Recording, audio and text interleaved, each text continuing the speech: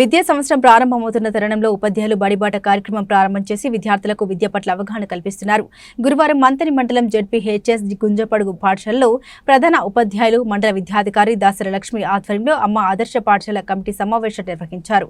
పాఠశాలలో ఎన్రోల్మెంట్ పెంచడం, పాఠశాలలో ఉత్తమ మౌలిక సదుపాయాలు కల్పించడానికి తీసుకోవాల్సిన చర్యల గురించి చర్చించారు. అనంతరం బడిబాట ప్రతిజ్ఞ నిర్వహించి బడిబాట కార్యక్రమాన్ని ప్రారంభించారు. ప్రభుత్వ పాఠశాలలో నిష్ణాతులైన ఉపాధ్యాయులు సహజ పద్ధతిలో స్వేచ్ఛాపూర్వక వాతావరణం విద్యార్థులకు విద్యా బోధన జరుగుతుందని ఆమె తెలిపారు. ప్రభుత్వ పాఠశాలలో చదివిన విద్యార్థులు ఉన్నత స్థానాల్లో నిలుస్తున్నారని ఆమె వివరించారు. విద్యార్థుల తల్లిదండ్రులు ప్రభుత్వ పాఠశాలలో చేర్పించాలని మనవి చేశారు. ఈ కార్యక్రమాల్లో అమ్మ ఆదర్శ పాఠశాల కమిటీ చైర్మన్ భోగి స్వరూప, ఉపాధ్యాయులు శివలీల, సురేష్, పోచయ్య, భూమయ్య, రవీందర్, స్వామి, ప్రభాకర్, వామన్ మూర్తి, మాధురి విద్యార్థుల తల్లిదండ్రులు పాల్గొన్నారు.